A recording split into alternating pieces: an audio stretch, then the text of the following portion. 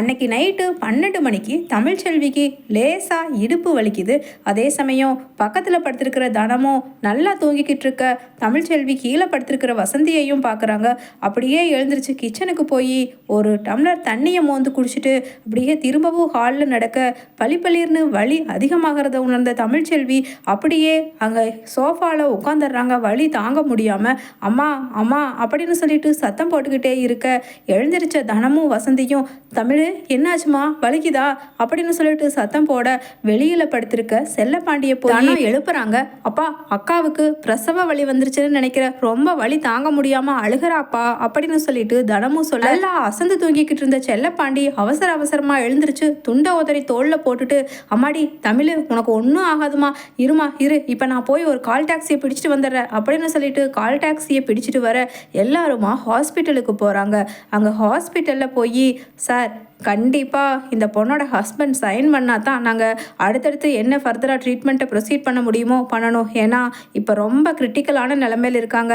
குழந்தையோட தலை அப்படியே 2 குழந்தை வேற திரும்பி திரும்பி இருக்குது. அதை எடுக்கணும்னா கண்டிப்பாக அவரோட சைன் இல்லாமல் நிச்சயமாக எங்களால் ப்ரொசீட் பண்ண முடியாது. ஏன்னா இதில் மெடிக்கல் ரீதியாக ஏதாவது சிக்கல் வந்துருச்சுன்னா எங்கள் ஹாஸ்பிட்டலுக்கே கெட்ட பேர் வந்துடும் சார். சீக்கிரமாக இமீடியட்டாக எவ்வளவுக்கு எவ்வளவு சீக்கிரமாக வர முடியுமோ வர சொல்லுங்கள் சார். அப்போ தான் இந்த பொண்ணோட உயிரை காப்பாற்ற முடியும், 3 உயிரையும் சேர்ந்து காப்பாற்ற முடியும் அப்படின்னு சிஸ்டருக்கு சொல்கிறாங்க.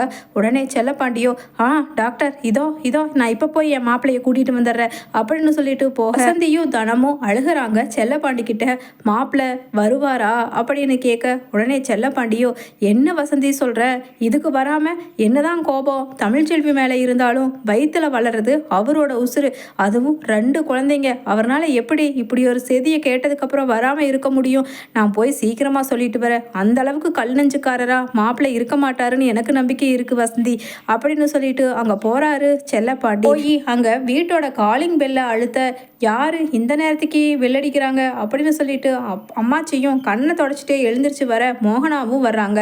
வந்து கதவை திறந்து பார்த்தா வெளியில் செல்லத்துறை நிற்கிறத பார்த்துட்டு அம்மாச்சி சொல்கிறாங்க, என்னப்பா செல்லத்துறை வெளியில் நின்றுட்டு இருக்க, அதுவும் இந்த 2 கட்ட நேரத்தில் வந்து என்னமோ மூஞ்சியே சரியில்லையே, முதல்ல வா உள்ள அப்படின்னு கூப்பிட அதே சமயம் சேது சேது ஒரு நிமிஷம் வெளியில் வாப்பா அப்படின்னு சொல்ல அப்படியே ஹாலில் லைட்டெல்லாம் போட்டிருக்கிறத பார்த்த உடனே வெளியில் வர்றாங்க ஐஸ்வர்யா சித்ரா 3 பேருமா ஒரு பக்கம் நிற்க.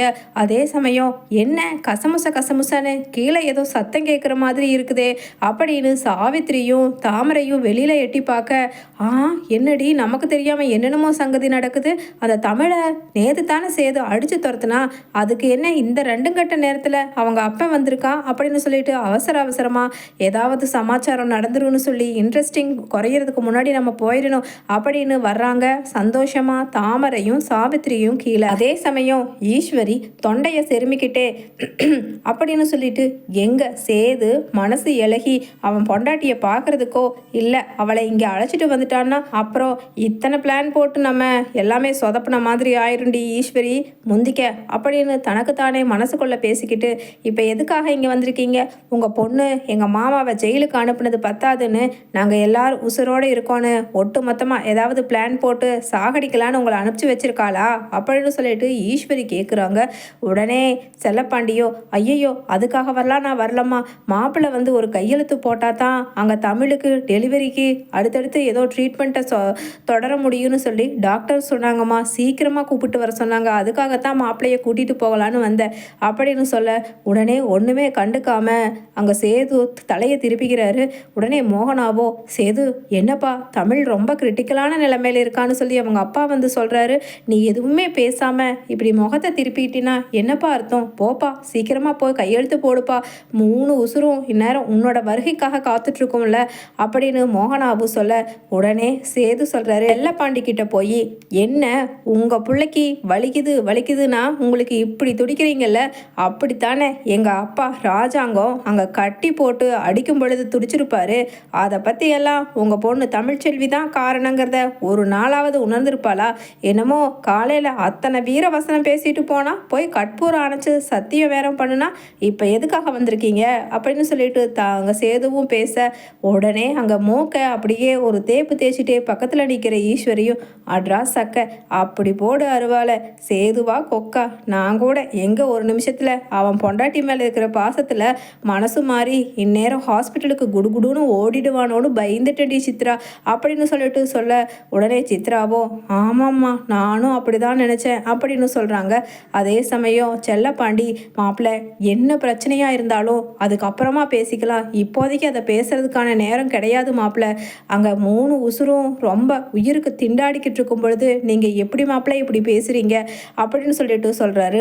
ஒரு கட்டத்துக்கு மேலே சேது இடிவாதமா நான் வர முடியாதுங்க, உங்கள் பிள்ளைய நீங்களே பார்த்துக்குங்க, அதான் காலையிலேயே எனக்கும் அவளுக்கும் எல்லாம் முடிஞ்சு போச்சுன்னு 2 பேருமே முடிவு எடுத்துட்டோம்ல அப்படின்னு சொல்லிட்டு திரும்பி உள்ளே போயிடுறாரு.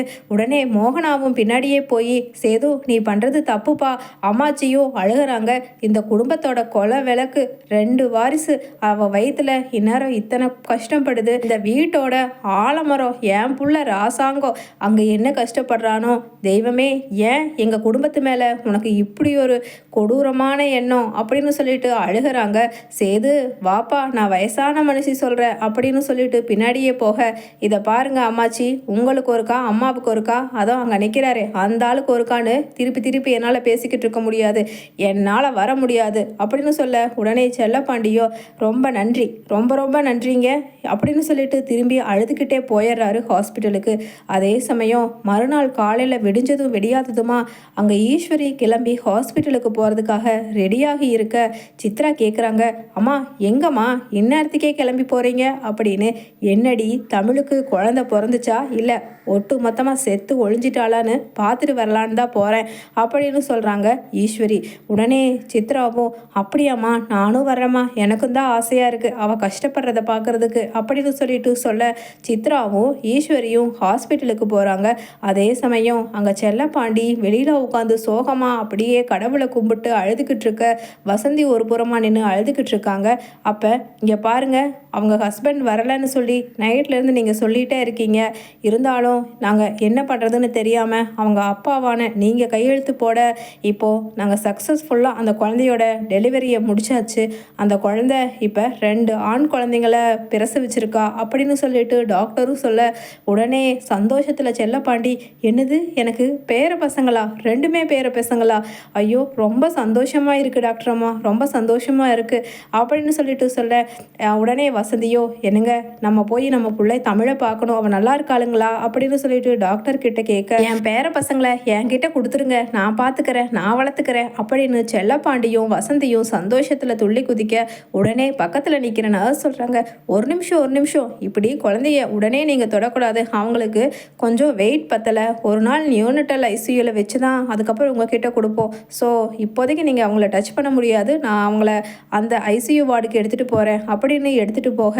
இதுதான் சமயம் அப்படிங்கிற மாதிரி அந்த ராஜாங்கத்தோட சேதுவோட வாரிசு அடியோட சுத்தமாக அழிச்சிடணும், அதனால் இப்போ என்ன பண்ண போகிறான்னு பாரு, பின்னாடியே பாருடி அப்படின்னு சொல்லிட்டு சித்ரா கிட்ட சொல்லிட்டு ஈஸ்வரி அங்கே குழந்தைங்கள 2 பேர்த்தையும் தூக்கிட்டு போகிற 2 நர்ஸுக்கு பின்னாடியே போக உள்ள ஐசியூவில் கொடுத்துட்றாங்க. ஐசியூவில் இருக்கிற அந்த நியோனட்டல் ஹெட் கிட்ட கேட்குறாங்க, நீங்கள் தானே இதுக்கு ஹெட்டு, இந்த குழந்தைங்கள 2 பேர்த்தையும் கொண்டுறணும், அதுக்கப்புறம் மூச்சு திணறல் வந்து செத்துடுச்சுன்னு நீங்கள் சொல்லணும் அப்படின்னு சொல்லி